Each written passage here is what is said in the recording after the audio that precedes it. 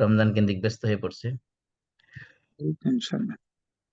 আলহামদুলিল্লাহ রাব্বিল আলামিন ওয়াসসালাতু ওয়াসসালামু আলা আশরাফিল আমবিয়া ওয়া সাইয়্যিদিল মুরসালিন নবিয়িনা মুহাম্মদ ওয়া আলা আলিহি ওয়া আসহাবিহি আজমাইন। সুবহানাকা লা ইলমা লানা ইল্লা মা 'আল্লামতানা ইন্নাকা আনতাল আলিমুল হাকীম। রব্বি ইশরাহ লি সাদরি ওয়া ইয়াসসির লি আমরি ওয়াহলুল 'উকদাতাম মিন লিসানি ইয়াফকাহু কওলি। اللهم علمنا ما ينفعنا وانفعنا بما علمتنا وزدنا علما نافعا। আলহামদুলিল্লাহ, আমরা সূরা বাকারা থেকে আলোচনা করতেছিলাম রমাদান সংক্রান্ত যে আয়াত এবং সিয়াম সংক্রান্ত আয়াত। শাহরু রমাদান আল্লাযী উনজিলা ফীহিল কুরআন হুদাল লিন-নাস ওয়া বায়িনাতিন মিনাল হুদা ওয়াল ফুরকান। আমরা হুদাল লিন-নাস এর মধ্যে আছি, যে মানুষ জাতির জন্য হেদায়েতের জন্য আল্লাহ তাআলা এই কিতাব, এই কোরআনকে পাঠিয়েছেন, কোরআন নাজিল করেছেন। আর গত সপ্তাহে আমরা হেদায়েতের বিভিন্ন মিনিং নিয়ে আলোচনা করেছি, হেদায়েতের পাওয়ার মাধ্যম নিয়ে আলোচনা করেছি। আজকে আমরা আলোচনা করব যে এই যে ওয়াসাইল হেদায়াত, হেদায়েতের যে মাধ্যম আল্লাহ তাআলা দিয়েছেন, এই কোরআনকে আল্লাহ তাআলা আমাদের দিয়েছেন হেদায়েত হিসেবে, হেদায়েতের জন্য। এই কোরআনের মূল আলোচ্য বিষয় হলো হেদায়েত। এই কোরআনের মূল আলোচ্য বিষয় হবে মাকাসিদুল কোরআন বা অবজেক্টিভস অফ দ্য কোরআন নিয়ে আজকে আমরা আলোচনা করব মূলত। তো আমরা জানি যে আল্লাহ তাআলা মানুষকে হেদায়েতের জন্য তিনটা জিনিস মানুষের জন্য আল্লাহ তাআলা সেট করেছেন। একটা হলো মানুষের দেহের ভিতরে ইনবিল্ট একটা সফটওয়্যার দিয়ে দিয়েছেন হেদায়েত পাওয়ার জন্য। যে আমরা যখন কম্পিউটার কিনি, কিছু সফটওয়্যার আছে ডিফল্ট বাই ডিফল্ট ইনস্টল করা থাকে, ইনবিল্ট থাকে। ঠিক মানুষের দেহের ভিতরে, মানুষ যখন আল্লাহ তাআলা সৃষ্টি করেছেন, তার ভিতরে একটা ইনবিল্ট সফটওয়্যার দিয়ে দিয়েছেন আল্লাহর হেদায়েত পাওয়ার জন্য, সঠিক পথ পাওয়ার জন্য, হক এবং বাতিলের মধ্যে পার্থক্য করার জন্য, সত্য এবং মিথ্যাকে জানার জন্য। সেটা হলো তার আকল, তার বিবেক। এই আকলকে যদি মানুষ ইউজ করে, পৃথিবীতে কোনো নবী রাসূল যদি নাও আসে, কোনো আসমানি কিতাব যদি নাও আসে, মানুষ তার আকলকে যদি দিয়ে চিন্তা করে, রেশনাল পাওয়ার যেটা আছে তার, সেটাকে যদি সে প্রপারলি ইউজ করে, এবং সে আল্লাহকে এ- এই গোটা মহা সৃষ্টি জগতের ভিতরে পিছনে একজন স্রষ্টা আছে সেটা নিয়ে যদি সে ভাবে, তাহলে সে আল্লাহর পরিচয় পাবে, আল্লাহকে চিনতে পারবে, সে হেদায়েত পাবে। যদি সে আকলকে অন্যান্য পারিপার্শ্বিক যে ইনফ্লুয়েন্স আছে সেগুলোর থেকে, মনে করেন মানুষের জীবনে পরিবেশের প্রভাব খুবই গুরুত্বপূর্ণ। একটা মানুষ যদি শিরকি পরিবেশে, কুফরি পরিবেশে বসবাস করে, তার ভিতরে শিরকির প্রভাব, কুফরের প্রভাব অবশ্যই পড়বে। কিন্তু একটা মানুষ যদি একেবারে ফ্রেশ কোনো একটা জায়গায় বসবাস করে, যেখানে কোনো কুফরের কোনো প্রভাব নাই, শিরকের কোনো প্রভাব নাই, সে যদি আল্লাহর সৃষ্টি জগৎ নিয়ে চিন্তা করে, সে তার আকল দিয়ে সে স্রষ্টাকে চিনতে পারবে। শুধু আকলের মধ্যে আল্লাহ রাব্বুল আলামিন মানুষকে সীমাবদ্ধ করে রাখেন নাই। তারপরে আল্লাহ তাআলা দিয়েছেন আসমানি কিতাব। যুগে যুগে প্রত্যেক যুগের মানুষের জন্য আল্লাহ তাআলা হেদায়েতে পাওয়ার জন্য, সঠিক দিশা পাওয়ার জন্য, আল্লাহর পরিচয় পাওয়ার জন্য, সঠিক সিরাত মুস্তাকিম চেনার জন্য আল্লাহ তাআলা আসমানি কিতাব পাঠিয়েছেন, তাওরাত পাঠিয়েছেন, জাবুর পাঠিয়েছেন, ইনজিল পাঠিয়েছেন, সর্বশেষ আল কোরআন পাঠিয়েছেন, বিভিন্ন নবীদেরকে ছোট ছোট সহিফা দিয়েছেন। এগুলো হলো কিতাব দিয়েছেন। দ্বিতীয়ত হলো কিতাব, প্রথম হলো আকল, দ্বিতীয় হলো আসমানি কিতাব। এই কিতাব দিয়ে মানুষকে বলে বলে দেন না যে এই কিতাব তোমরা পড়ে পড়ে হেদায়েত পাও। এই কিতাবকে কিভাবে বুঝতে হবে, এই কিতাবকে কিভাবে অ্যাপ্লাই করতে হবে প্র্যাকটিক্যাল লাইফে, সেই জন্য আবার একজন এই কিতাবের সাথে আল্লাহ তাআলা একজন মডেল, একজন আইডল মানুষের জন্য, মানে হিউম্যান মডেল, একজন নবী এবং রাসূল আল্লাহ তাআলা সাথে দিয়েছেন, নবী রাসূল পাঠিয়েছেন যুগে যুগে। এমনকি আল্লাহ তাআলা বলছেন যে এমন কোন জাতি নাই যে জাতির কাছে আল্লাহ তাআলা নবী রাসূল পাঠান। প্রত্যেক যুগে প্রত্যেক জাতির কাছে আল্লাহ রাব্বুল আলামিন নবী রাসূল পাঠিয়েছেন। তাহলে আল্লাহ তাআলা আকল দিয়েছেন মানুষের হেদায়েত পাওয়ার জন্য, আসমানি কিতাব দিয়েছেন, আসমানি কিতাবের সাথে সাথে ওই কিতাবকে বোঝার জন্য, কিতাবকে অ্যাপ্লাই করার জন্য নিজেদের জীবনে আল্লাহ তাআলা নবী রাসূল এবং পাঠিয়েছেন।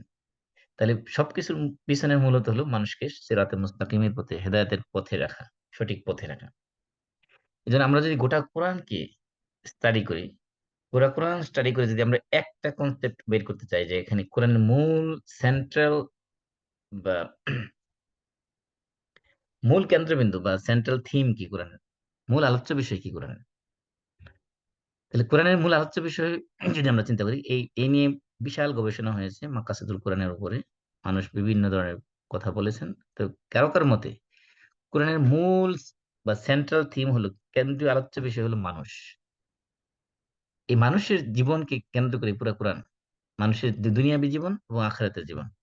দুনিয়াতে, দুনিয়ার জীবনে সে কিভাবে হেদায়েতের পথে থাকবে, এবং আখিরাতের জীবনে, পরকালীন জীবনে কিভাবে সে জান্নাতে যেতে পারবে, জান্নাতে চিরকাল বসবাস করতে পারবে, সেটাই হলো কোরআনের মূল কেন্দ্রীয় আলোচ্য বিষয়, বা সেন্ট্রাল থিম আমরা বলতে পারি, বা মেইন অবজেক্টিভস, বা হায়ার ইন্টেন্টস বলতে পারি।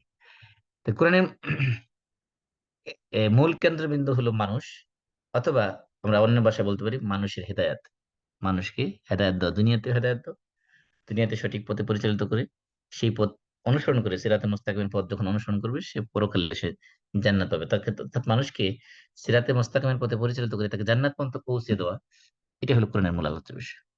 আবার কেউ বলছে যে না, কোরআনের মূল আলোচ্য বিষয় হলো তাওহীদ, আল্লাহর একত্ববাদ। সেটাও যদি আমরা চিন্তা করি, তাহলে সেটা কিন্তু মানুষকে কেন্দ্র করেই। কারণ মানুষ আল্লাহকে চিনবে, মানুষ আল্লাহর একত্ববাদের স্বীকার করবে, ঘোষণা দিবে, এই জন্যই তো মানুষকে সৃষ্টি করা হয়েছে। তা আল্লাহর একত্ববাদের স্বীকৃতি না দিলে মানুষ দুনিয়াতে সফল হবে না, আখিরাতেও সফল হবে না। কারণ দুনিয়াতে সে আল্লাহকে যদি না চিনে, তাহলে সে হয়তো মুশরিক থাকবে, না কাফের থাকবে, না মুনাফিক থাকবে, না মাজুসি থাকবে, সে তো ইমানদার হইতে পারবে না। তাহলে সেই দিক থেকে আমরা যদি চিন্তা করি, যদি আমরা তাওহীদকে কেন্দ্রবিন্দু বানাই, তাহলে বোঝা যাবে তাওহীদ মূলত আল্লাহর পরিচয়টা সেটা জানবে কি মানুষ।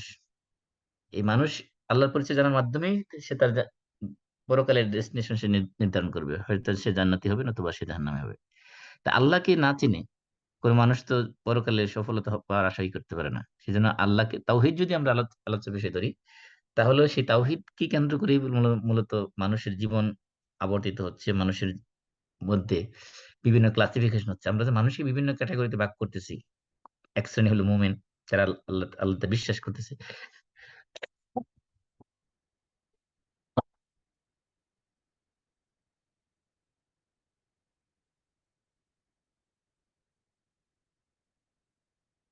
সরি, যেটা বলতেছিলাম যে এই আল্লাহর উপর বিশ্বাস কেন্দ্র করে পৃথিবীর মানুষগুলো বিভিন্ন ক্যাটাগরিতে বিভক্ত হয়ে গেছে। যারা বিশ্বাস করতেছে আল্লাহতে, এই বিশ্বাসী শ্রেণীটাকে আমরা বলি মুমিন বা মুসলিম। আবার যারা অবিশ্বাস করতেছে, তাদের ভিতরে বিভিন্ন ক্যাটাগরি আছে। যেমন এক শ্রেণী হলো কাফের, যারা আল্লাহর অস্তিত্ব স্বীকারই করে না, আল্লাহ বলতে কিছু আছে বা গড বলতে কিছু আছে, দ্যার ইজ নো গড, তাদের মূল বক্তব্য দ্যার ইজ নো গড, এটা হলো কাফের। আরেক শ্রেণী হলো আল্লাহ তো বিশ্বাস করে, কিন্তু আবার পাশাপাশি তারা অন্যান্য দেবদেবী, অন্যান্য সৃষ্টি, আল্লাহর সৃষ্টিকে তারা আল্লাহ সমকক্ষ মনে করে, এরা হলো মুশরিক। যেমন মনে করি হিন্দু, যারা পূজা করতেছে, বিভিন্ন মূর্তির পূজা করতেছে, গাছপালা পূজা করতেছে, সূর্যের পূজা করতেছে, গাভীর পূজা করতেছে, এরা হলো মুশরিক হয়ে গেছে। আবার এক শ্রেণী মাজুস, তারা অগ্নি উপাসক, আগুনের পূজা করতেছে, শিখার অনির্বাণ জ্বালাচ্ছে, মোমবাতি জ্বালাচ্ছে, আগরবাতি জ্বালাচ্ছে, মানে এই আগুনের পূজা করতেছে, আগুনকে তারা উপাসনা করতেছে। আরেক শ্রেণী হলো মুনাফিক, তারা মুখে মুখে বলতেছে মোমেন, আসলে তারা মোমেন না।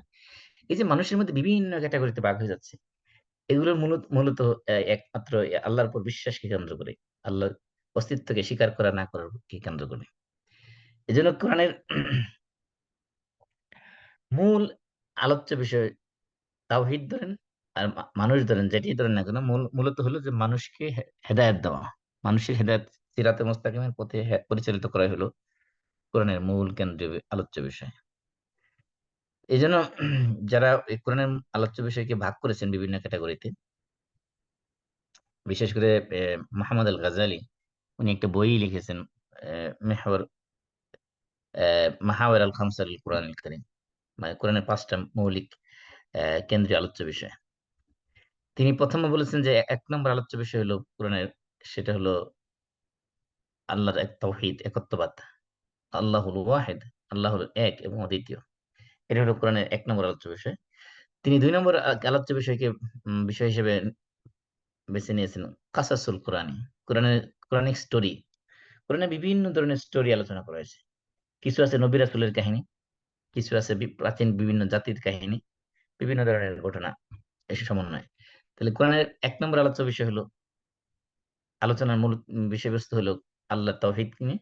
আর এই আল্লাহ তাওহীদের উপর বিশ্বাসকে কেন্দ্র করে যে মানুষের বিভিন্ন ক্যাটাগরি হয়েছে, এর মধ্যে মুমিন হয়েছে, কাফির হয়েছে, মুশরিক হয়েছে, মাজুসি হয়েছে, মুনাফিক হয়েছে, এই বিভিন্ন ক্যাটাগরির মানুষকে নিয়ে কোরআনে আলোচনা করা হয়েছে। অর্থাৎ আল্লাহ তাওহীদকে কেন্দ্র করে, আল্লাহ তাওহীদের উপর বিশ্বাসকে কেন্দ্র করে যে মানুষের বিভিন্ন ক্যাটাগরি হয়েছে, ওই বিভিন্ন ক্যাটাগরি মানুষের বৈশিষ্ট্য, তাদের আচার আচরণ, তাদের ভালো মন্দ, এগুলো নিয়ে আলোচনা করা হয়েছে প্রথমত। দ্বিতীয়ত হলো যে কোরআনের স্টোরি। কোরআনের স্টোরি গুলোকে আবার দুই ধরনের, একটা হলো নবীদের কাহিনী, আর একটা হলো নবীদের কাহিনী ছাড়াও কোরআনে অন্যান্য কাহিনী বর্ণনা করা হয়েছে। যেমন মনে করেন যে আসহাবুল উখদুদ,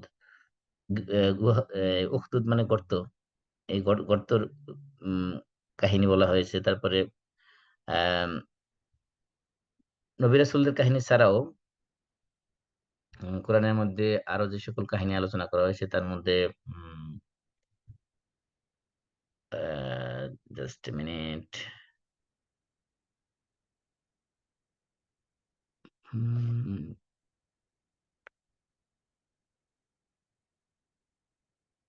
যেমন এখানে আসহাবুল ফিল, আল্লাহ রসুল জন্মের পূর্বে হস্তি বাহিনীর কাহিনী আলোচনা করা হয়েছে।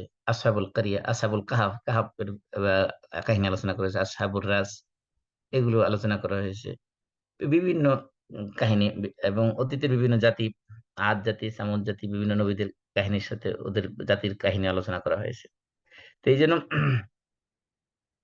এই কোরআনের দ্বিতীয় যে আলোচ্য বিষয়, সেটা হলো আপনার বিভিন্ন কিসসা কাহিনী। এই জাস্ট মিনিট, সরি, এই বিভিন্ন কিসসা কাহিনীর মাধ্যমে আল্লাহ তাআলা কি করেছেন, মানুষকে অতীত থেকে শিক্ষা নেওয়ার জন্য, ইবরাত নেওয়ার জন্য, আল্লাহ তাআলা বিভিন্ন নবী রাসূলের কাহিনী এবং প্রাচীন বিভিন্ন জাতির কাহিনী আল্লাহ তাআলা এই কোরআনের মধ্যে আমাদের সামনে তুলে ধরেছেন। তার মানে এই যে কাহিনীগুলো উল্লেখ করেছেন, এই কাহিনী উল্লেখ করার পিছনে উদ্দেশ্য হলো যে আমরা যাতে হেদায়েতের পথ পেতে পারি। মানুষ যাতে বিভিন্ন যুগে বিভিন্ন জাতি নবীদের উম্মতরা যেভাবে পথভ্রষ্ট হয়েছে, গুমরাহ হয়েছে, আমরা যাতে সেই গুমরাহের পথ অনুসরণ না করি, আমরা যাতে হেদায়েতের পথে থাকতে পারি, সিরাতে মুস্তাকিমে থাকতে পারি। এই কাহিনী বলার উদ্দেশ্য এই একটাই। তো এই কাহিনী, কোরআনের কাহিনীগুলোকে আল্লাহ তাআলা বর্ণনা করার একটা ইবাদত হিসেবে সাব্যস্ত করেছেন। আল্লাহ তাআলা বলছেন ফাকসুসিল কাসাস লাআল্লাহুম ইয়াতাফাক্কারুন। হে রাসূল, আপনি তাদের এই পূর্ববর্তী নবীদের কাহিনী, পূর্ব জাতির কাহিনী মানুষের সামনে বর্ণনা করুন, যাতে করে তারা এগুলো থেকে চিন্তা ভাবনা করতে পারে।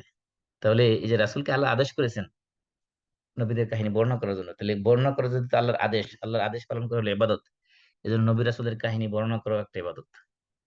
আর কে বর্ণনা করার উদ্দেশ্য কি? আল্লাহ তাআলা বলছেন লাআল্লাহুম ইয়াতাফাক্কারুন, যাতে করে তারা এগুলো থেকে চিন্তার খোরাক যোগাতে পারে, চিন্তা ভাবনা করে এগুলোতে। এবং মিথ্যা যুগে যুগে যারা নবী রাসূলদেরকে মিথ্যারোপ করেছে এবং তাদের পরিণতি কি হয়েছিল, সেগুলো থেকে আমরা শিক্ষা নিতে পারি এবং পথভ্রষ্টতা থেকে, গুমরাহির পথ থেকে আমরা ফিরে আসতে পারি।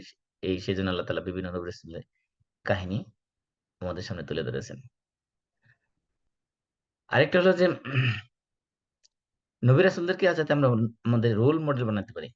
কারণ মানুষ তার জীবন চলার জন্য একটা রোল মডেল তার সামনে দরকার, যাকে সে অনুসরণ করে প্রত্যেকটা পদে পদে। এই জন্য আমাদের রোল মডেল হিসেবে একজন আদর্শ মানুষ দরকার। সেই যে আদর্শ মানুষ হিসেবে আল্লাহ তাআলা নবী রাসূলদেরকে পাঠিয়েছেন যুগে যুগে আমাদের জন্য, আমাদের প্রিয় নবী সাল্লাল্লাহু আলাইহি ওয়াসাল্লামকে আমাদের রোল মডেল হিসেবে পাঠিয়েছেন, যাতে আমরা নবী রাসূলদের পথ অনুসরণ করতে পারি। আল্লাহ তাআলা কোরআনের মধ্যে সূরা আনআমের ৮৩ থেকে ৮৬ নম্বর আয়াতে ১৮ জন নবীর কাহিনী একসাথে বর্ণনা করেছে। কোরআনে এই একমাত্র জায়গা যেখানে এতগুলো নবীর নাম একসাথে আসছে, সূরা আনআমের ৮৩ থেকে ৮৬। এরকম একসাথে এত নবীর নাম অন্য কোন সূরার মধ্যে নাই। এই একটা মাত্র সূরার মধ্যে, সূরা আনআমের ৮৩ থেকে ৮৬ নম্বর আয়াতে আল্লাহ তাআলা ১৮ জন নবীর নাম বর্ণনা একসাথে দিয়েছেন। বর্ণনা দেওয়ার পরে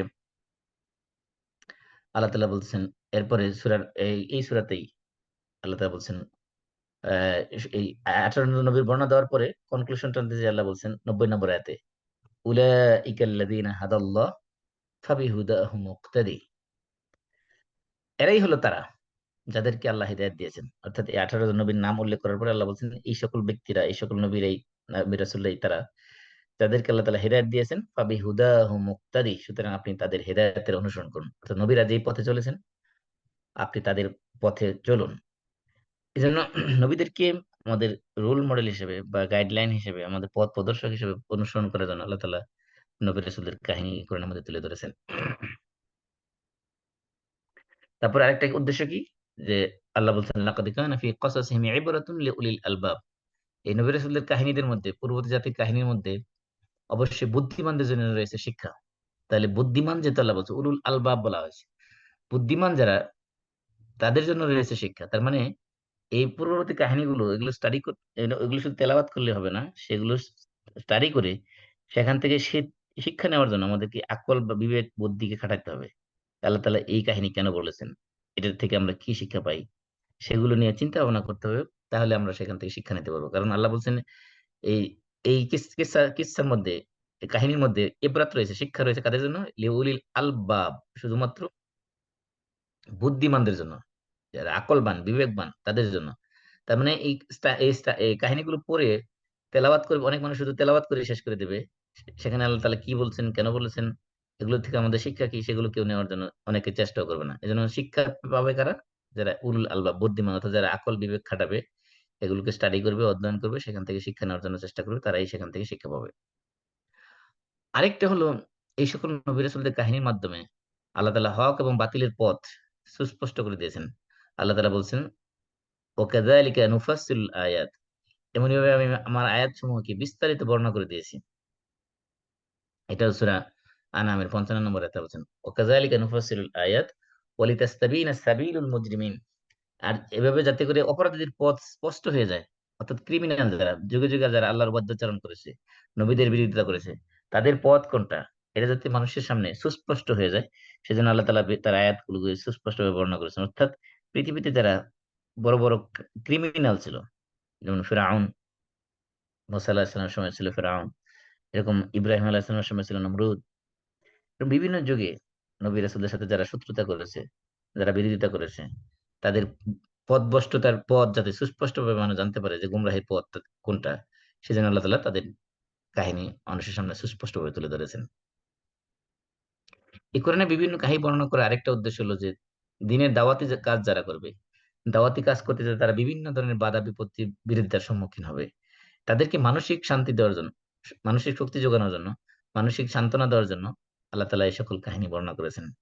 আল্লাহ তাআলা কোরআনের মধ্যে বলতেছেন যে ওয়াকুল্লান নাকুসসু আলাইকা মিন আনবাই রুসুল, হে রাসূল, আর এ রাসূলকে আল্লাহ তাআলা বলতেছেন, আর রাসূলদের এসব সংবাদ আপনার কাছে বর্ণনা করার মাধ্যমে কি কি করি আমি, না মা নুসাব্বিতু বিহি ফুয়াদাকা, আমি আপনার মনকে স্থির করি। আল্লাহ রাসূলকে আল্লাহ তাআলা সান্ত্বনা দিয়েছেন। মক্কার কাফের মুশরিকরা যখন রাসূলের বিরোধিতা করছে, রাসূলকে নানাবিধ পন্থায় মানসিক নির্যাতন, শারীরিক নির্যাতন, এমনকি রাসূলকে মেরে ফেলার জন্য চক্রান্ত করেছে, পৃথিবীর সর্বশ্রেষ্ঠ মানুষটাকে এভাবে লাঞ্ছিত অপমানিত করেছে তারা, রাসূল মনের কষ্ট পেয়েছেন। মনের কষ্টে, মনের দুঃখে যখন তিনি কাতর ছিলেন, তখন আল্লাহ তাআলা সান্ত্বনা দেওয়ার জন্য বলতেছেন, ওয়াকুল্লান নাকুসসু আলাইকা মিন আনবাই রুসুল, এই যে বিভিন্ন রাসূলদের কাহিনী আপনাকে শোনাচ্ছি, আপনার সামনে বর্ণনা করছি, এগুলোর কারণ কি?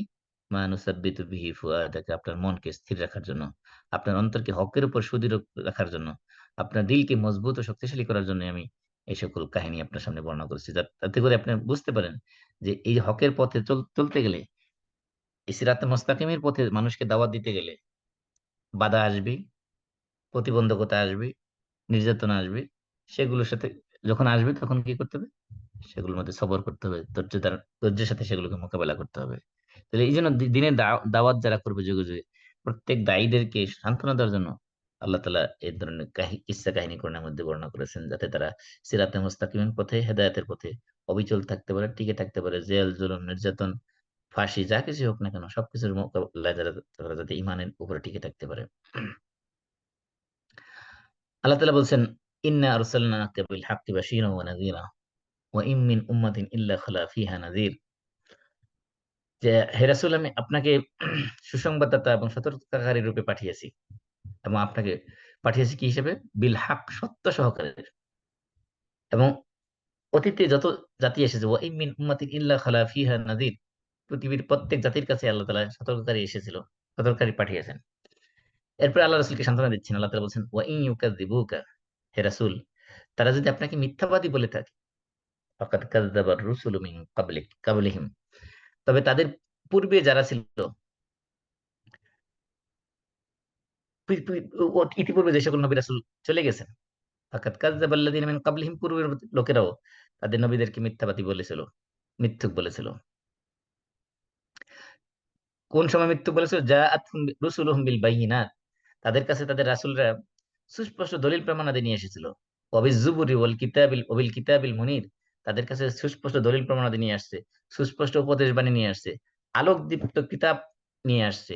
এত কিছু আনার পরেও পূর্ববর্তী নবীর উম্মতেরা তাদের সাথে কুফরি করেছিল। আল্লাহ রাসূলকে আল্লাহ তাআলা সান্ত্বনা দিচ্ছেন, হে রাসূল, আপনি কি যদি এই কাফের মুশরিকরা অবিশ্বাস করে, মোট আপনাকে তারা মিথ্যুক বলে, জাদুকর বলে, গণক বলে, কবি বলে, বিভিন্ন মিথ্যা উপাধি দিয়ে আপনাকে নির্যাতন করে, তাহলে আপনার কষ্ট পাওয়ার কিছু নাই, কারণ আপনার এই পথে যারা চলেছে, ইতিপূর্বে যত নবী রাসূল অতিবাহিত হয়ে গেছে, তাদের জাতির লোকেরা, তাদের কাছে নবীরা এসেছিল, সুস্পষ্ট মজেজা নিয়ে আসছে, মজেজা দেখিয়েছে তাদেরকে বিশ্বাস করানোর জন্য, ঈমান আনার জন্য। এমন সব মজেজা, এমন সব অলৌকিক ঘটনা তারা দেখিয়েছেন যারা সাধারণ মানুষের পক্ষে করা সম্ভব না। এগুলো দেখে আসমানি কিতাব তারা দেখিয়েছেন, কিতাব দেখে সুস্পষ্ট দলিল প্রমাণাদির মাধ্যমে তারা দাওয়াত দিয়েছেন, তারপরে তাদের দাওয়াতকে তাদের জাতির লোকেরা গ্রহণ করে নাই। তারা এই নবী রাসূলদেরকে মিথ্যুক সাব্যস্ত করেছে। এ, গণক, কবি, বিভিন্ন মিথ্যাবাদী তাদেরকে দিয়েছে। তার মানে হলো রাসূলের সামনে এবং গোটা পৃথিবীর সমস্ত দায়ীদের সামনে এই অতীতের কাহিনীগুলো বর্ণনা করার মাধ্যমে উদ্দেশ্য হলো তাদেরকে সান্ত্বনা দেওয়া, যে এটা হলো হকের পথে চলার জন্য একটা চিরন্তন সত্য, যে হক যখন মানুষ হকের দাওয়াত যখন দেওয়া হবে, তখন বাতিল এই হককে গ্রহণ করবে না, এই বাতিল এই হকের বিরোধিতা করবে, এটাই স্বাভাবিক। তারপরে আল্লাহ তাআলা নবী রাসূলকে সান্ত্বনা দিয়েছেন কিভাবে, যে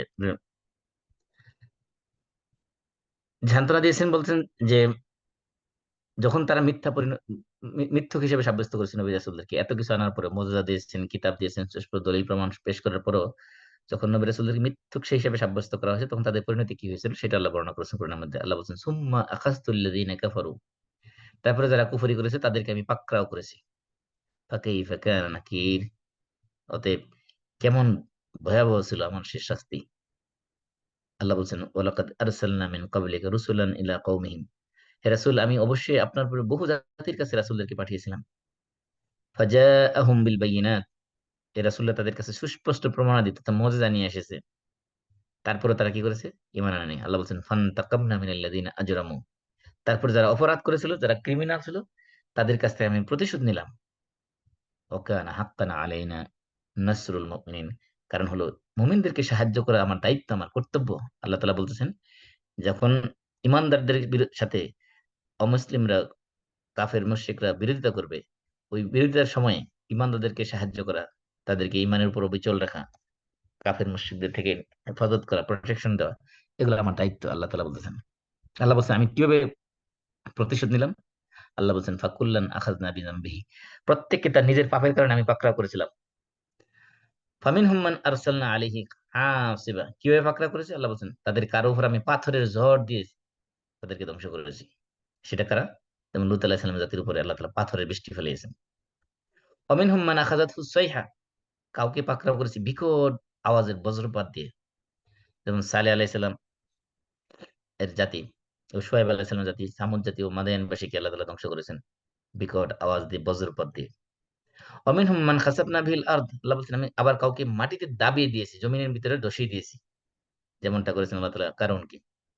কারূন ছিল ফেরাউনের এক মন্ত্রী, তার প্রচুর সম্পদ ছিল, সে সম্পদের কারণে, অহংকার করার কারণে আল্লাহ তাআলা তার সমস্ত সম্পদ সহ তাকে মাটির নিচে দাবিয়ে দিয়েছেন, যেটা এখন বহাইরা কারুন নামে, কারুন হ্রদ নামে মিশরের মধ্যে একটা জায়গা আছে। আহ ওইখানে শুধু পানি আর পানি, মানে এই পুরো পুরো কারণে বাড়িঘর, তার সহায় সম্পদ ছিল, কারণ সহ তার বাড়িঘর সহ তার সম্পদ সহ সবকিছু সহ আল্লাহ তাআলা মাটির নিচে দাবিয়ে দিয়েছেন। আল্লাহ বলছেন, অমিন হুম্মান আগরাকনা, এবং আমি কাউকে পানিতে ডুবিয়ে দিয়েছি, যেমন নূহ আলাইহিস সালামের সময় জাতি, আহ, লোকেরা যারা ঈমান আনেনি, তাদেরকে আল্লাহ তাআলা পানিতে ডুবিয়ে মেরেছেন। ফেরাউন এবং তার মন্ত্রী হামান,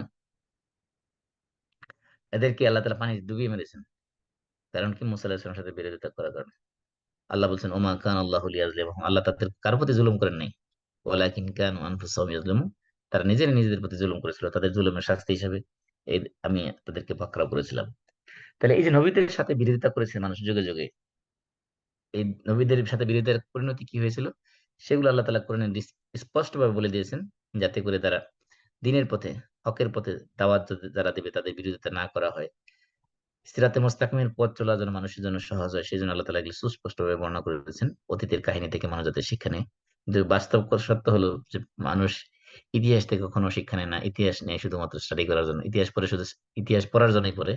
ইতিহাস পড়ে কেউ কখনো শিক্ষা নেয় না। এটা হলো ইতিহাসের যে মানে সবচেয়ে নির্মম সত্য কথা। আল্লাহ বলছেন এই যে প্রতিশোধ নিলাম বিভিন্ন জাতির কাছ থেকে, প্রতিশোধটা কেন নিলাম? আল্লাহ বলছেন সুম্মা নুনাজ্জি রুসুলানা ওয়াল্লাযীনা আমানু, অবশ্যই আমি আমার রাসূলদেরকে এবং রাসূলের প্রতি যারা ঈমান এনেছিল সেই ঈমানদারদেরকে আমি রক্ষা করেছি। এই কাফেরদেরকে ধ্বংস করার মাধ্যমে, তাদেরকে বিভিন্ন শাস্তি দিয়ে পাকড়াও করার মাধ্যমে, ঈমানদার যারা এবং আমার রাসূল যারা, তাদেরকে আমি প্রোটেকশন দিয়েছি, তাদেরকে আমি রক্ষা করেছি। কারণ কি? ওয়াকাযালিকা হাক্কান আলাইনা নুনজিল মুমিনিন, আমি ওই মুমিনদেরকে রক্ষা করা, তাদেরকে নাজাত দেওয়া, নিষ্কৃতি দেওয়া, জালেম থেকে, জুলুম থেকে, জালেমের জুলুম থেকে পরিত্রাণ দেওয়া, এগুলো আমার দায়িত্ব, কর্তব্য। আল্লাহ এবং রাসূলদেরকে এবং ঈমানদারদেরকে আল্লাহ তাআলা দুনিয়াতে সাহায্য করেন। আল্লাহ বলছেন ইন্না লানানসুরু রুসুলানা ওয়াল্লাযীনা আমানু ফিল হায়াতিদ দুনিয়া, নিশ্চয়ই আমি আমার রাসূলদেরকে এবং মুমিনদেরকে দুনিয়ার জীবনে এবং ওয়ায়ামা ইয়াকুমুল আশহাদ, এবং যেদিন সাক্ষীগণ দণ্ডায়মান হবে অর্থাৎ কিয়ামতের দিন, সেদিন সাহায্য করব। আল্লাহ তাআলা ওয়াদা দিয়েছেন। আর আল্লাহর চেয়ে বড় ওয়াদাকারী কে হতে পারে? ওয়াদা বাস্তবায়নকারী কে হতে পারে? আল্লাহ তাআলা ওয়াদা দিয়েছেন ইন্না, নিশ্চয়ই অবশ্যই আমি, লানানসুরু, লা দিয়ে লাম এখানে তাকিদ দেওয়া হয়েছে, এমফাসিস দেওয়া হয়েছে, অবশ্যই অবশ্যই আমি সাহায্য করি রুসুলানা, আমার রাসূলদেরকে, এবং কাদেরকে? ওয়াল্লাযীনা আমানু, যারা ঈমানদার তাদেরকে। আল্লাহ বলছেন আমি অবশ্যই অবশ্যই আমার রাসূলদেরকে সাহায্য করি এবং ঈমানদারদেরকে সাহায্য করি। কোথায় সাহায্য করি? ফিল হায়াতিদ দুনিয়া, দুনিয়ার জীবনে তো সাহায্য করি। ওয়ায়ামা ইয়াকুমুল আশহাদ, যেদিন সাক্ষী দণ্ডায়মান হবে, সাক্ষীগণ দণ্ডায়মান হবে মানে কিয়ামতের দিন, হাসরের ময়দানে তাদেরকে আমি সাহায্য করব। তার মানে ঈমানদারদেরকে সাহায্য করা এটা আল্লাহর হক। হাক্কান আলাইনা নাসরুল মুমিনিন, আরেক জায়গায় বলছে নুনজিল মুমিনিন, ঈমানদারকে নাজাত দেওয়া, পরিত্রাণ দেওয়া, ঈমানদারকে সাহায্য করা এটা আমার হক, এটা আমার দায়িত্ব এবং কর্তব্য। এই নবী রাসূলদের কাহিনী আল্লাহ তাআলা কোরআনে বর্ণনা করেছেন। কারণ কি? বিভিন্ন নবী রাসূল যারা যুগে যুগে এসেছেন, তাদের মিশন কি ছিল, তাদের দাওয়াতি কাজের মূল মিশন কি ছিল, সেটা আমরা জানতে পারি এই নবী রাসূলদের কাহিনী পড়ার মাধ্যমে। আল্লাহ বলছেন ওমা আরসালনা মিন ক্বাবলিকা মির রাসূলিন ইল্লা নূহি ইলাইহি আন্নাহু লা ইলাহা ইল্লা আনা ফা'বুদুন। তাহলে পৃথিবীতে যুগে যুগে আল্লাহ তাআলা যত নবী রাসূল পাঠিয়েছেন, সমস্ত নবী রাসূলদের মিশন ছিল একটাই।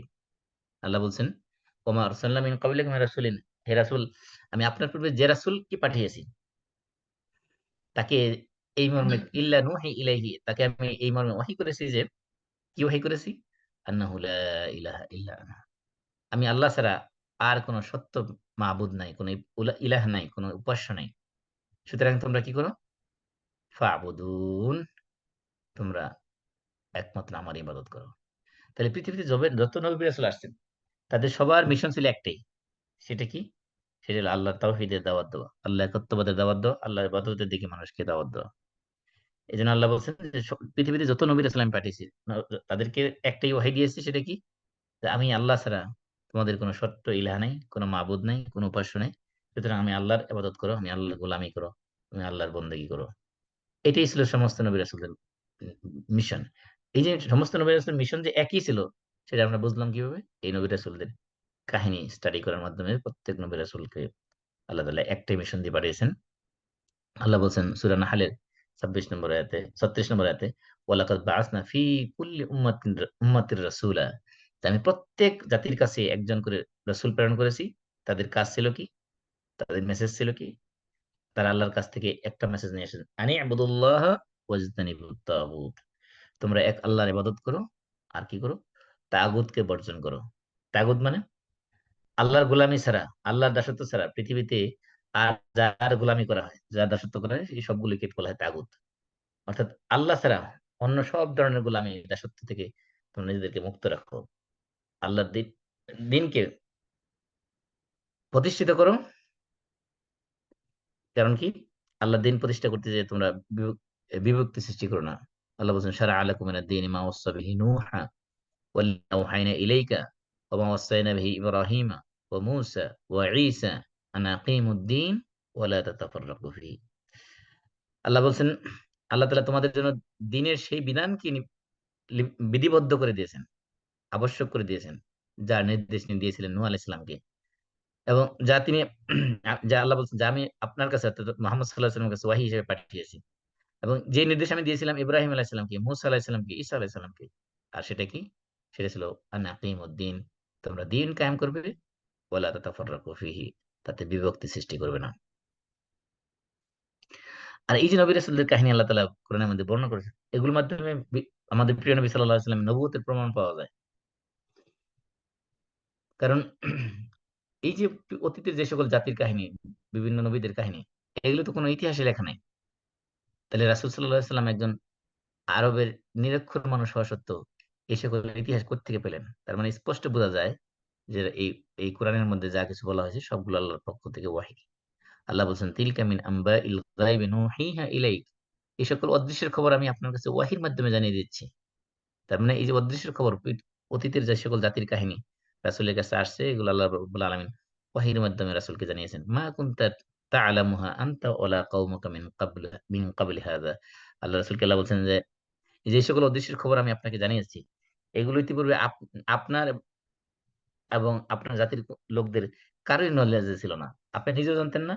আপনার জাতির লোকেরা, আরবের মক্কার লোকেরা, মদিনার লোকেরা কেউই জানতো না। তার মানে আল্লাহ রাব্বুল আলামিন ওয়াহির মাধ্যমে এই সকল অতীতের ঘটনাগুলোকে, অথেন্টিক নলেজ গুলোকে আল্লাহ রাসূলকে আল্লাহ তাআলা দিয়েছেন। তার মানে এই যে রাসূল যে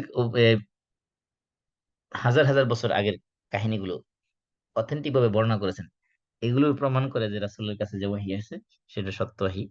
এগুলো আল্লাহর পক্ষ থেকে ওহীর একটা সুস্পষ্ট প্রমাণ। আরেকটা হলো যে এই সকল কাহিনী বর্ণনা করার মাধ্যমে আল্লাহ তাআলা যেরকম নবী রাসূলদের সান্ত্বনা দিয়েছেন, দিনের দায়ীদেরকে সান্ত্বনা দিয়েছেন, ঠিক তেমনিভাবে ইসলামের শত্রু যারা, যুগে যুগে যারা ইসলামের বিরোধিতা করবে, তাদেরকে আল্লাহ তাআলা ভয় দেখিয়েছেন। আল্লাহ তাআলা বলতেছেন, আলাম ইয়াতিকুম নাবাউল্লাযীনা মিন ক্বাবলিকুম কওমি নূহিন ওয়া আদিন ওয়া সামুদ ওয়াল্লাযীনা মিন বা'দিহিম লা ইয়ালামুহুম ইল্লাল্লাহ। আল্লাহ বলছেন, তোমাদের পূর্ববর্তীদের সংবাদ কি তোমাদের কাছে পৌঁছেনি? নূহ আলাইহিস সালাম, আদ এবং সামুদ জাতির কাহিনী তোমাদের কাছে কি পৌঁছেনি? এবং যারা তাদের পরবর্তী বহু জাতি, যাদের সংখ্যা অবস্থা সম্পর্কে আল্লাহ ছাড়া কেউ জানে না, তাদের সংবাদ কি তোমাদের কাছে পৌঁছেনি? অর্থাৎ আল্লাহ তাআলা যারা দ্বীনের বিরোধিতা করতেছে, দাওয়াতি কাজের বিরোধিতা করতেছে, নবী রাসূলদের বিরোধিতা করছে, ইসলামের বিরোধিতা করতেছে, তাদেরকে আল্লাহ তাআলা ভয় দেখাচ্ছেন যে তোমাদের কাছে কি ওই সকল সংবাদ পৌঁছে নাই? নূহ আলাইহিস সালামের জাতির কাহিনী, আদ জাতির কাহিনী, সামুদ জাতির কাহিনী, এবং তাদের পরবর্তী বহু জাতির কাহিনী যাদের সংখ্যা আল্লাহ তাআলা ছাড়া কেউ জানে না। এই সকল জাতির ধ্বংসের কাহিনী তোমাদের কাছে কি পৌঁছে নাই? আল্লাহ বলছেন, কাযযাবাত ক্বাবলাহুম কওমু নূহিন ওয়াল আহজাবু মিন বা'দিহিম, এদের পূর্বে নূহের জাতি এবং তাদের পরে বহু দল রাসূলদেরকে মিথ্যারোপ করেছিল। মুহাম্মাদ কুল্লু উম্মাতিন বিরাসূলিহিম, এবং প্রত্যেক জাতি তাদের রাসূলকে পাকড়াও করার জন্য তাদের বিরুদ্ধে চক্রান্ত করেছিল। নাউযুবিল্লাহ। চিন্তা করেন, প্রত্যেক জাতি, আল্লাহ তো বলছেন প্রত্যেক জাতি, যে সকল জাতির কাছে আল্লাহ তাআলা নবী রাসূল পাঠিয়েছেন, প্রত্যেক জাতি কি করেছে? তাদের রাসূলদেরকে পাকড়াও করার জন্য, তাদের রাসূলদেরকে হত্যা করার জন্য, পাকড়াও করার জন্য, শাস্তি দেওয়ার জন্য তারা ষড়যন্ত্র করেছে। তাদের বিরুদ্ধে চক্রান্ত করেছে। লিয়াখুযুহু, তাকে পাকড়াও করার জন্য, তাকে বন্দী করা, জেলে দেওয়া, নির্যাতন করা, হত্যা করা, বিভিন্ন ভাবে তাদেরকে শাস্তি দেওয়ার জন্য প্রত্যেক জাতি চেষ্টা করেছে, চক্রান্ত করেছে। ওয়াজাদালু বিল বাতিল লিইউদহিদু বিহিল হাক্কা, এবং তারা সত্যকে প্রতিহত করার জন্য মিথ্যা অন্তঃসারহীন বিতর্কে লিপ্ত হয়েছিল। নবীদের সাথে প্রতি মানে ডিবেট করেছে। নবীরা সত্যের দাওয়াত দিয়েছে, তারা মিথ্যা দিয়ে নবীদেরকে খণ্ডন করার জন্য নবীদের সাথে বিতর্কে লিপ্ত হয়েছে। আল্লাহ বলছেন, লিউদ ফা ফা ফাআখাযাত ফাআখাযতুহুম ফাকাইফা কানা ইকাব, এর ফলে আমি কি করেছি? আমি তাদেরকে পাকড়াও করলাম। নবীদেরকে নবীদের বিরুদ্ধে যখন তারা ষড়যন্ত্র করলো, এবং নবীদের সাথে যখন তারা মিথ্যা বিতর্কে লিপ্ত হলো, তখন আমি কি করলাম? আখাযতুহুম, আমি তাদেরকে পাকড়াও করলাম। ফাকাইফা কানা ইকাব, সুতরাং কেমন কঠোর ছিল আমার সে শাস্তি, আমার সে আযাব। এইজন্য যেটা বলতেছিলাম যে কোরআনের সেকেন্ড যে মৌলিক আলোচ্য বিষয়, এটা হলো এই কাহিনীগুলো।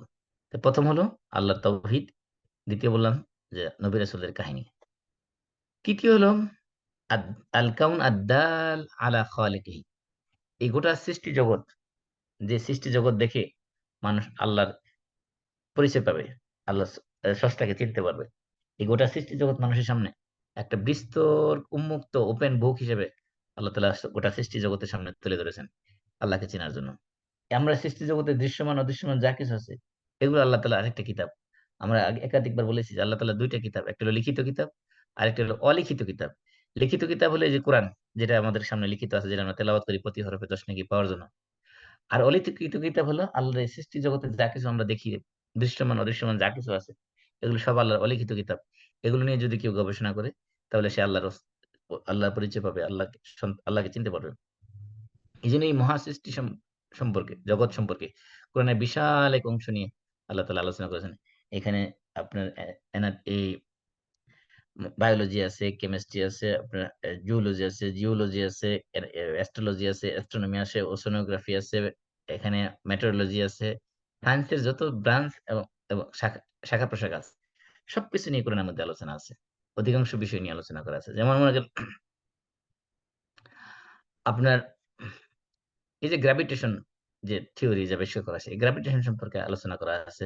তারপরে যে শব্দের যে তরঙ্গ, যাবযাবা সৌতিয়া বলা হয় যে, এই শব্দ তরঙ্গ নিয়ে কথা কোরআনে বলা হয়েছে। অণু-পরমাণু নিয়ে কোরআনে কথা বলা হয়েছে। তাবাকাতুল আরদ, এই যে পৃথিবীর যে বিভিন্ন স্তর বা লেয়ার এবং অ্যাটমসফিয়ারের যে বিভিন্ন লেয়ার, সেই লেয়ার নিয়ে কথা বলা হয়েছে। এমনকি আপনার এই যে স্পেস, মহাকাশ নিয়ে কোরআনের মধ্যে আলোচনা করা হয়েছে। তারপরে আপনার এই কেমিস্ট্রি নিয়ে বিভিন্ন বিষয় নিয়ে আলোচনা করা হয়েছে। মানুষ এবং সৃষ্টি জগতের মানুষের সৃষ্টির বিভিন্ন স্তর, মানুষকে আল্লাহ তাআলা কোন স্তরে কিভাবে ধারাবাহিক স্টেপ বাই স্টেপ সৃষ্টি করেছেন, সৃষ্টির স্তর নিয়ে, যেটা আমরা বলি এমব্রায়োলজি, এই এমব্রায়োলজিক্যাল সায়েন্স নিয়ে কোরআনে আলোচনা করা হয়েছে। তারপরে আপনার এই সমুদ্র নিয়ে ওশেনোলজি, এগুলো নিয়ে আলোচনা করা হয়েছে। মানুষের ফিঙ্গারপ্রিন্ট নিয়ে আলোচনা করা হয়েছে। পাহাড় পর্বত নিয়ে বিভিন্ন পাহাড় পর্বতের বিভিন্ন রং, পাহাড় পর্বতের বিভিন্ন কার্যাবলী নিয়ে আলোচনা করা হয়েছে। তারপরে আপনার বাতাস, অথবা আমরা যেটাকে বলি উম মেট্রোলজি। মেট্রোলজি সম্পর্কে বিস্তারিত আলোচনা করা হয়েছে। তারপরে আপনার অ্যা এগ্রিকালচার বা এগ্রিকালচার সম্পর্কে বিভিন্ন আলোচনা কোরআনের মধ্যে আসছে। এই বৃষ্টি বা মেঘ, এগুলো নিয়ে আলোচনা করা হয়েছে। আলোর গতি সম্পর্কে কোরআনের মধ্যে আলোচনা করা হয়েছে। আপনার অ্যাটমসফিয়ার এর মধ্যে যে বিভিন্ন প্রেশার আছে, সেগুলো আলোচনা করা হয়েছে। তারপরে এই অ্যাটমসফিয়ার এর বিভিন্ন লেয়ার আছে। আমরা যে অ্যাটমসফিয়ার এর মধ্যে বিভিন্ন এই জিনিস পড়ি, যেমন আপনার উম এই যে বায়ুমণ্ডলের যে স্তরগুলো, এগুলোর ব্যাপারে কোরআনের মধ্যে আলোচনা করা হয়েছে। তারপরে আপনার প্রাণীদের ভাষা, যেমন আপনার সুলাইমান আলাইহিস সালামের সময় প্রাণীরা, হুদহুদ পাখি সুলাইমান আলাইহিস সালামের সাথে কথা বলেছে, পিঁপড়া কথা বলেছে। প্রাণীদের ভাষা নিয়ে কোরআনের মধ্যে কথা বলা হয়েছে। রাত এবং দিন নিয়ে কথা বলা হয়েছে। এই যে আপনার ক্ষেপণাস্ত্র নিয়ে কোরআনের মধ্যে কথা আছে। তারপরে পানি এবং পানির মাধ্যমে যে মানুষের জীবনের যে শুরু, সেগুলো নিয়ে কথা বলা হয়েছে। বিভিন্ন উদ্ভিদ জগৎ নিয়ে কোরআনের মধ্যে কথা বলা হয়েছে। তার মানে এই গোটা বিশ্ব জগতের আপনার এই মহাশূন্যের যে যে তারকা বিভিন্ন স্টার, প্ল্যানেট, গ্যালাক্সিস, এগুলো বিশাল, বিশাল অদৃশ্য জগতের বিভিন্ন বিষয় নিয়ে কোরআনের মধ্যে কথা বলা হয়েছে। তার মানে এই যে আল্লাহ তাআলার এই গোটা মহাবিশ্বে যা কিছু আছে, যেগুলো আমরা দেখি এবং যেগুলো দেখি না, দৃশ্যমান এবং অদৃশ্যমান, এই সব কিছু নিয়ে আল্লাহ তাআলা কোরআনের মধ্যে কথা বলেছেন। কারণ কি? মানুষ এইগুলো দেখে যাতে তার স্রষ্টাকে চিনতে পারে। যেমন আল্লাহ তাআলা বলছেন, "আফালা ইয়ানজুরুনা ইলাল ইবিলি কাইফা খুলিকাত।" তারা কি ওটার দিকে তাকায় না, যে ওটকে দেখে না যে কিভাবে একে সৃষ্টি করা হয়েছে? ওয়া ইলাস সামাই কাইফা রুফিয়াত। তারা কি আকাশের দিকে তাকায় না যে আকাশটা কিভাবে উপরে শূন্যের মধ্যে বি কোন ধরনের খুঁটি ছাড়াই এই মহাশূন্যের মধ্যে বিশাল বড় আকাশটা কিভাবে আমি শূন্যের মধ্যে স্থাপন করে রেখেছি। তারপরেও ওয়া ইলাল আরদি ওয়া ইলাল জিবালি কাইফা নুসিবাত, এই বিশাল বড় পাহাড়টাকে, পর্বতটাকে আমি কিভাবে এটাকে স্থাপন করে রেখেছি। তারা কি এগুলো নিয়ে চিন্তা করে না? ওয়া ইলাল আরদি কাইফা সুতিহাত, এই পৃথিবীর জমিনটাকে কিভাবে আমি বিছিয়ে দিয়েছি, সেগুলো নিয়ে তারা চিন্তা করে না? এভাবে আল্লাহ তাআলা এই গোটা সৃষ্টির সামনে তাকালে যা কিছু দেখা যায়, এই সবকিছু নিয়ে আল্লাহ তাআলা চিন্তা করতে বলছেন। আল্লাহ বলছেন যে, আ আফারাআইতুম মা তাহরুসুন, তোমরা যে এই যে ফসল উৎপাদন করো, সেগুলো কি তোমরা চিন্তা করে দেখেছো? আআনতুম তাজরাউনাহু আম নাহনুজ জারিউন, এই ফসলগুলো কি তোমরা উৎপাদন করো নাকি আমি আল্লাহ উৎপাদন করি? আল্লাহ বলছেন, আফারাআইতুম মা আল্লাযী তাশরাবুন, তোমরা যে পানি পান করো, সে পানি নিয়ে তোমরা চিন্তা করে দেখেছো কি? আনতুম আহ আনজালতুমুহু মিনাল মুজলি আম নাহনুল মুনজিলুন, এই পানি এই মেঘমালা থেকে তোমরা নাজিল করে নিয়ে আসো, বর্ষণ করো, নাকি আমি আল্লাহ বর্ষণ করি? আল্লাহ বলছেন আফারাআইতুমুন নার আল্লাতী তুরুন, এই তোমরা যে আগুন চালাও, এই আগুন নিয়ে কোনোদিন চিন্তা করে দেখেছো? আনতুম আনশাতুম শাজারাতাহা আম নাহনুল মুনশিউন, এই আগুন জ্বালানোর জন্য যে কাঠ, যে গাছ তোমরা ব্যবহার করো, এই গাছ কি তোমরা সৃষ্টি করেছো, নাকি আমি আল্লাহ সৃষ্টি করেছি? এভাবে আল্লাহ তাআলা আমাদের সামনে যা কিছু আছে এই সব কিছু দিয়ে দিয়ে আল্লাহকে চিনতে বলতেছেন যে এগুলো আল্লাহর সৃষ্টি, এগুলো দেখে দেখে। এমনকি আল্লাহ তাআলা আমাদের যে স্পার্ম আছে সেগুলো নিয়ে আল্লাহ তাআলা চিন্তা করতে বলছেন। আল্লাহ বলছেন আফারা আই মা তুমনুন, তোমরা যে তোমাদের যে বীর্যস্খলন হয় সেগুলো নিয়ে তোমরা কি চিন্তা করে দেখেছো? এগুলো কি এই বীর্য কি তোমরা কিসের সৃষ্টি করো, নাকি আমি আল্লাহ সৃষ্টি করি? এইভাবে আমাদের সামনে যা কিছু আছে দেখবেন যে কোরআনের মধ্যে সব কিছু নিয়ে আল্লাহ তাআলা আলোচনা করতেছেন এগুলো দেখে আল্লাহকে চেনার জন্য। তাহলে তৃতীয় যে বিষয় কোরআনের আলোচ্য বিষয় বা কেন্দ্রীয় বিষয়, কেন্দ্রবিন্দু, আলোচনার কেন্দ্রবিন্দু, সেটা হলো এই গোটা সৃষ্টি জগৎ। এই গোটা সৃষ্টি জগৎকে এই নিয়ে আলোচনা কেন করা হয়েছে? আল্লাহ যখন আলোচনা করেছেন সেখানে, সেখানে আল্লাহ তাআলা বলছেন আলা আফালা তাআকিলুন লাআল্লাহুম তাতাফাক্কারুন আফালা ইয়াকিলুন। হ্যাঁ? এই আয়াতগুলো নিয়ে আল্লাহর সৃষ্টি নিয়ে আলোচনা করার সাথে সাথে আল্লাহ বলছেন তারা কি চিন্তা করে না? তারা কি তাদের আকল খাটায় না? তারা কি তাদের বিবেক খাটায় না? মানে আমাদের আকল খাটিয়ে, আমাদের বিবেক খাটিয়ে, আমাদের রেশনালিটিকে ইউজ করে এই আল্লাহর সৃষ্টি দেখে দেখে আল্লাহকে চেনার জন্য আল্লাহ তাআলা আমাদেরকে উদ্বুদ্ধ করেছেন। তাহলে প্রথম আলোচ্য বিষয় কি ছিল? কোরআনের আল্লাহর একত্ববাদ। দ্বিতীয় আলোচনা বিষয় ছিল নবীদের কাহিনী, নবী রাসূলদের কাহিনী, এবং তৃতীয় আলোচনা বিষয় ছিল যে আল্লাহ তাআলার এই গোটা সৃষ্টি জগৎ। এই কোরআনের মধ্যে আরেকটা বিশাল অংশ জুড়ে, গোটা কোরআনের বিশাল অংশ জুড়ে আরেকটা আলোচনার বিষয় আসছে, সেটা হলো বাস ওয়াল জাযা, এই পুনরুত্থান হবে। মানুষের এই জীবনটাই শেষ জীবন নয়, মৃত্যুর পর আরেকটা জীবন আছে, সেখানে মানুষকে পুনরুত্থান করা হবে, তাদের রিজারেকশন হবে। এই রিজারেকশন করার পরে আল্লাহ তাআলা সেখানে তাদেরকে, তাদের অ্যাকাউন্টেবিলিটির জন্য তাদেরকে সেখানে হিসাব নেবেন। হিসাব নেওয়ার পরে, রেকনিং হওয়ার পরে তাদেরকে কাউকে জান্নাতে দিবেন, কাউকে জাহান্নামে দিবেন। সেই বিশাল বর্ণনা কোরআনের মধ্যে আসছে। বিশেষ করে পরকালে কিয়ামতের পরবর্তী যে জগৎ, যে জীবন, সেই জীবন এবং জগৎ সম্পর্কে বিস্তারিত আলোচনা, বিশেষ করে জান্নাত এবং জাহান্নাম সম্পর্কে বিস্তারিত আলোচনা কোরআনের মধ্যে করা হয়েছে। তাহলে আমরা পেলাম কয়টা বিষয় পেলাম? চারটা বিষয়। এক নম্বর হলো তাওহীদ, আল্লাহর একত্ববাদ। দুই নম্বর হলো কাহিনী, বা কাহিনী বলতে অতীতের জাতিদের কাহিনী এবং নবী রাসূলদের কাহিনী। তিন নম্বর গোটা সৃষ্টি জগৎ নিয়ে আলোচনা করা হয়েছে। চার নম্বর হলো পরকালীন জীবন, বিশেষ করে আপনার কিয়ামত থেকে শুরু করে কিয়ামতের পরবর্তীতে যা কিছু হবে, এবং জান্নাত জাহান্নাম পর্যন্ত, জান্নাতের ভিতরে কিয়ামত থাকবে, জাহান্নামের ভিতরে কি ধরনের পানিশমেন্ট, শাস্তি থাকবে, সেগুলো বিশদ বর্ণনা কোরআনের মধ্যে আসছে। পাঁচ নম্বর এবং সর্বশেষ যে বিষয় নিয়ে কোরআনের মধ্যে আলোচনা করা হয়েছে সেটা হলো আত-তারবিয়া ওয়াত তাশরীহ। তারবিয়া ওয়াত তাশরীহ, আল্লাহ তাআলা কোন কাজগুলো ভালোবাসেন, মানুষের মধ্যে কোন গুণগুলোকে পছন্দ করেন, কোন গুণগুলোকে আল্লাহ তাআলা অপছন্দ করেন, মানুষের যে ক্যারেক্টারিস্টিক্স বা অ্যাট্রিবিউটস, এর মধ্যে কোনগুলো প্রশংসনীয়, কোনগুলো নিন্দনীয়, কোন কাজগুলো আল্লাহ ভালোবাসেন, কোন কাজগুলো আল্লাহ অপছন্দ করেন, সেগুলো নিয়ে বিস্তারিত আলোচনা করার মধ্যে আছে। আমরা ধারাবাহিক আলোচনা করেছিলাম যে আল্লাহ তাআলার কাছে পছন্দনীয় গুণগুলো কোনগুলো এবং নিন্দনীয় বা অপছন্দনীয় কোনগুলো, সেগুলো নিয়ে আমরা ধারাবাহিক আলোচনা করেছি অনেক আগেই। যেমন আল্লাহ তাআলা ইন্নাল্লাহা ইউহিব্বুত তাওয়াবিন, আল্লাহ তাআলা তওবাকারীদেরকে ভালোবাসেন। ইন্নাল্লাহা ইউহিব্বুল মুহসিনিন, আল্লাহ মুহসিনদেরকে ভালোবাসেন। ইন্নাল্লাহা ইউহিব্বুল মুতাওয়াক্কিলিন, যারা আল্লাহ তাআলার উপর তাওয়াক্কুল করে আল্লাহ তাদেরকে ভালোবাসেন।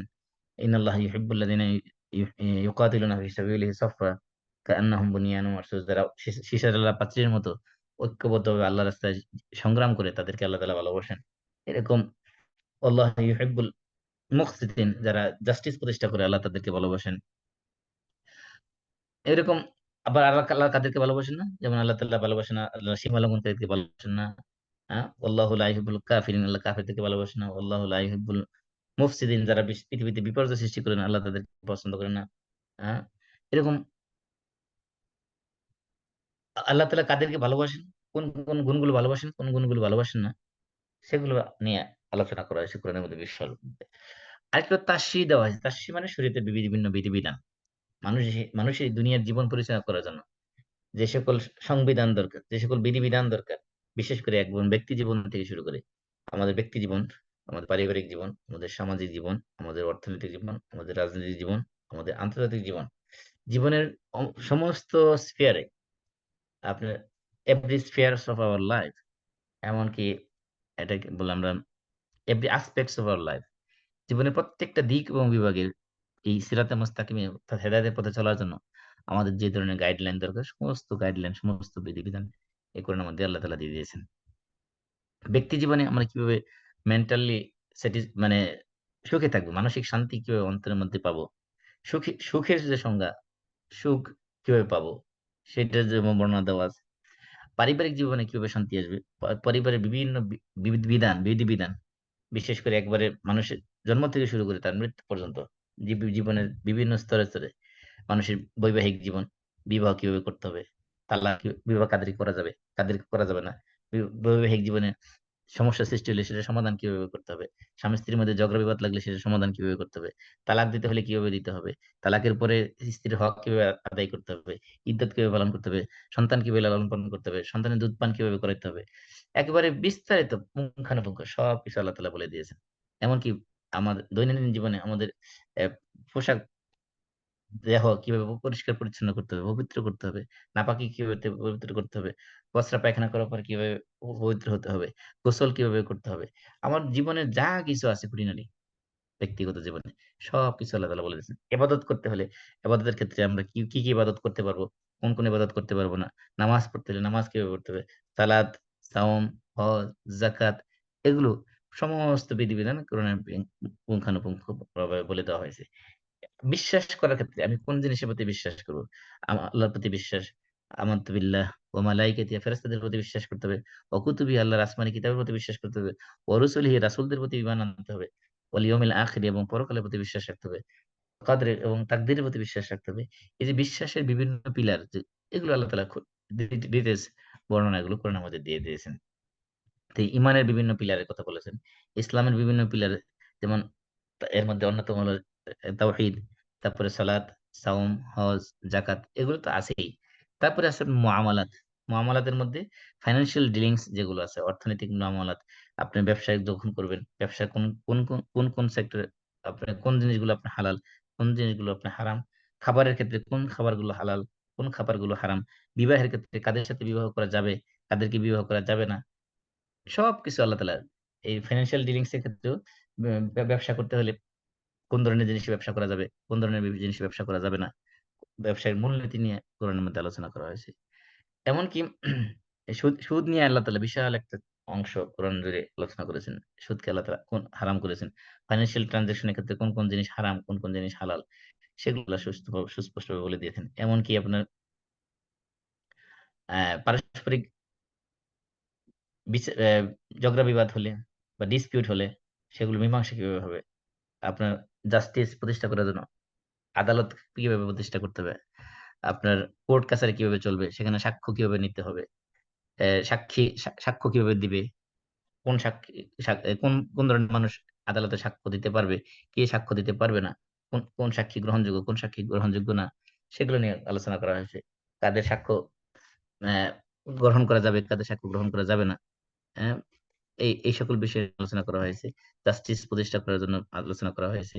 বিশেষ করে নারী অধিকারের ব্যাপারে কোরআনে বিস্তারিত আলোচনা করা হয়েছে। নারীদেরকে হকগুলোকে স্পষ্টভাবে বর্ণনা করে দিয়েছে। নারীদের অধিকারের ব্যাপারে কোরআন সবচেয়ে বেশি সোচ্চার। এমনিভাবে আ যুদ্ধনীতি, বন্দিনীতি মানে যুদ্ধের মধ্যে যখন যুদ্ধ যখন হবে নীতি বলে দেওয়া হয়েছে। যুদ্ধক্ষেত্রে কাদেরকে হত্যা করা যাবে না, কোন ধরনের গাছ কাটা যাবে না, ফসল নষ্ট করা যাবে না, কোন জিনিস করা যাবে, কোন জিনিস করা যাবে না। কাদেরকে নারীদেরকে হত্যা করা যাবে না, শিশুদেরকে হত্যা করা যাবে না, বৃদ্ধদেরকে হত্যা করা যাবে না। এই যুদ্ধনীতি আল্লাহ তাআলা বলে দিয়েছেন। বন্দী যখন আসবে মুসলমানদের হাতে, বন্দীর সাথে কি ধরনের আচরণ করা হবে সেই নিয়ে আলোচনা। শান্তি চুক্তি যখন করা হবে, শান্তি চুক্তি নিয়ে আলোচনা করা হয়েছে। কোন শর্ত পাওয়া গেলে শান্তি চুক্তি করা যাবে, কোন ক্ষেত্রে শান্তি চুক্তি করা যাবে না। এগুলো নিয়ে আছে। যুদ্ধনীতি, বন্দিনীতি, চুক্তিনীতি সমস্ত নীতিমালা নিয়ে কোরআনের মধ্যে আলোচনা। ইন্টারন্যাশনাল ল কিভাবে তৈরি করতে হবে সে নিয়ে কোরআনের মধ্যে আলোচনা। হিউম্যান রাইটস কিভাবে প্রতিষ্ঠা করা যাবে, হিউম্যান রাইটস দিক এবং বিভাগ নিয়ে কোরআনে সুস্পষ্ট আলোচনা করা হয়েছে। এই কোরআন হচ্ছে যে কোরআন হলো হুদাল লিন নাস। মানুষের জন্য হেদায়েত মানে হলো মানুষের প্রত্যেক প্রত্যেকটা অ্যাসপেক্টস এর এভরি অ্যাসপেক্টস অফ লাইফ এই কোরআনের মধ্যে আছে। এখান থেকে খুঁজে বের করে নিতে হবে সমস্ত গাইডলাইন।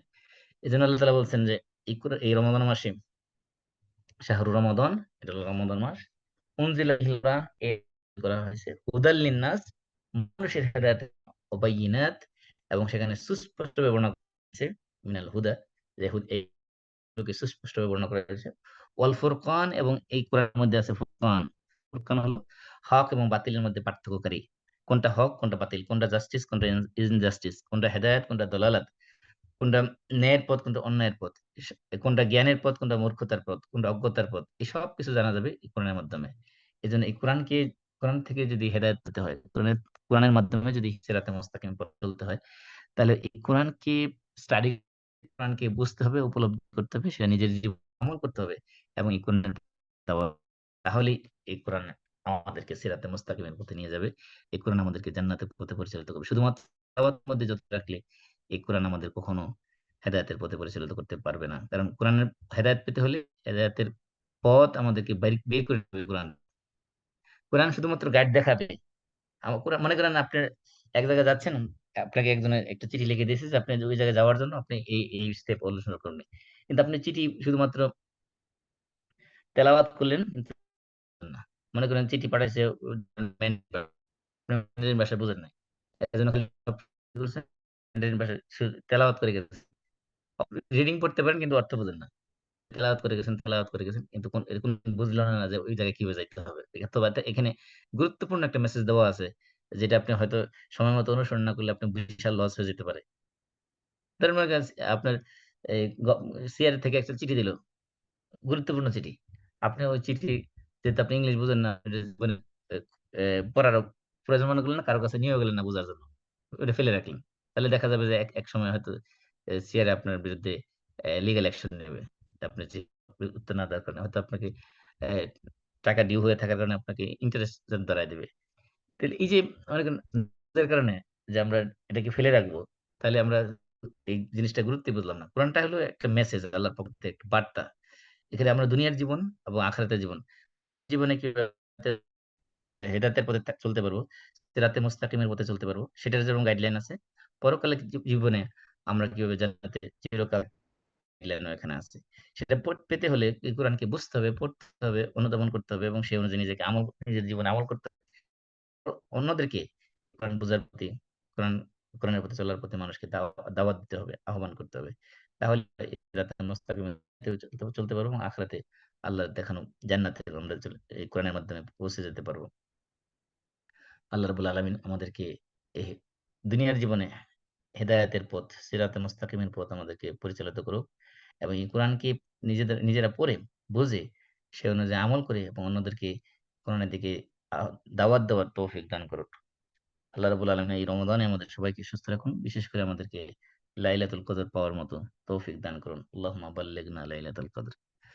আমরা সবাই, কারো কোনো প্রশ্ন আছে? প্রশ্ন থাকলে আমরা কাফারাতুল মাজলিস পড়ার মাধ্যমে শেষ করে দিচ্ছি।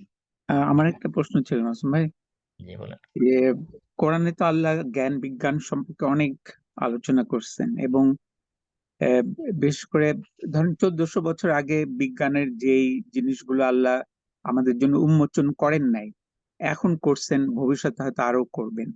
কিন্তু এখন আমরা এই যে ধরেন চাঁদ দেখা নিয়ে আমরা জানি ক্যালকুলেশন অনুযায়ী বিজ্ঞানের ইয়েতে যে নির্ভুল, এখন চাঁদ এই মুহূর্তে কোথায় আছে এটা একদম নির্ভুলভাবে বলে দেওয়া যায়। তারপরেও চাঁদ দেখা নিয়ে এত কনফিউশন, আমাদের এটা কি করা উচিত আমাদের? প্রথম কথা হলো যে উম এটা এক ধরনের অজ্ঞতার কারণে। অজ্ঞতার কারণে বলতে এইজন্য বলতেছি, কারণ কিছু মানুষ আছে যে আপনার দেখে বলি আমরা আম টেক্সট টেক্সট নির্ভর এক্সপ্লেনেশন করে তারা। টেক্সট নির্ভর এক্সপ্লেনেশন মানে যে টেক্সটের মধ্যে যা আছে সেটাকেই তারা ধরে আছে। মানে এটাকে আমরা বলতে পারি যে এক ধরনের উম কি বলবো? গোঁড়ামি আরকি। সোজা বাংলায় বললে গোঁড়ামি। যে আ আল্লাহ রাসূল বলছে যে, "সুমু লিরুইয়াতি ওয়া আফতিরু লিরুইয়াতি।" চাঁদ দেখে তোমরা রোজা রাখো, চাঁদ দেখে তোমরা রোজা ভাঙ্গো।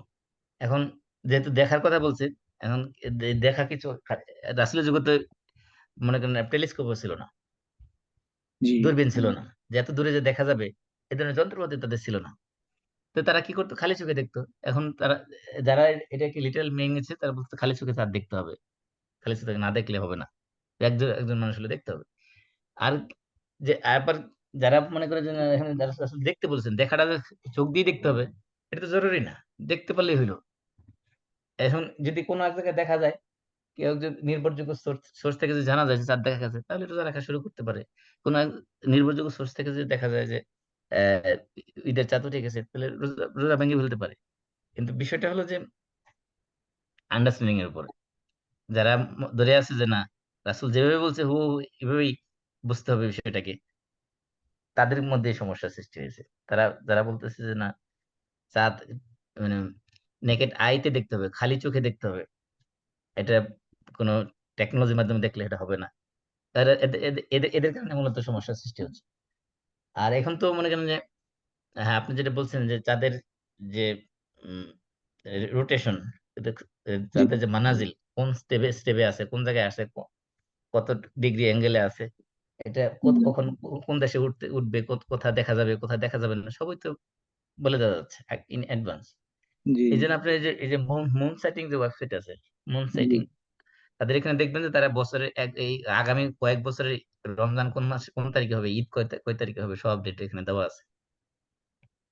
আমি জাস্ট এক সেকেন্ড, আমি যদি এখানে ভিজিট করি moonsighting.com, এই যে দেখেন এখানে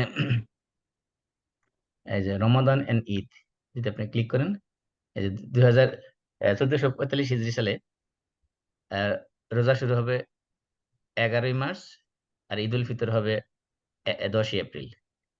তারপরে ঈদ উল আজহার ডেটও দেওয়া দেওয়া হয়েছে। ঈদ উল আজহা হবে উম্মুল কোরা ক্যালেন্ডার অনুযায়ী জুনের 16 তারিখে। তারপরে 1446 সালে রমজান শুরু হবে মার্চের 1 তারিখে, ঈদ উল ফিতর হবে মার্চের 30 তারিখে, ঈদ উল আজহা হবে জুনের 6 তারিখে।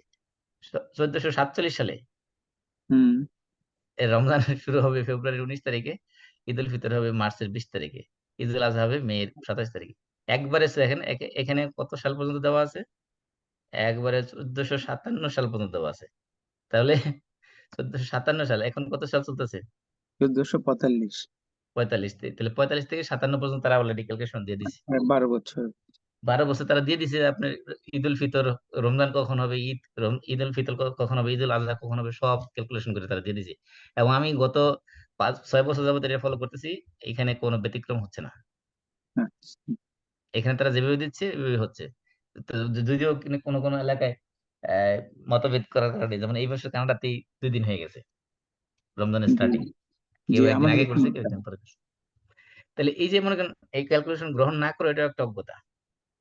আধুনিক টেকনোলজির যেগুলো আল্লাহ তালা মানসিক নলেজে দিয়েছেন, সেগুলোকে গ্রহণ না করা এক ধরনের মূর্খতা। আল্লাহ তালা আমাদেরকে হেদায়েত দান করুন। জি, জাজাকাল্লাহ। ওকে, তাহলে আমরা কাফারাতুল মাজলিস পড়ি। সুবহানাকাল্লাহুম্মা ওয়া বিহামদিক, আশহাদু আল্লা ইলাহা ইল্লা আনতা, আস্তাগফিরুকা ওয়া আতুবু ইলাইক। আসসালামু আলাইকুম ওয়া রাহমাতুল্লাহি ওয়া বারাকাতুহু। ওয়ালাইকুম আসসালাম।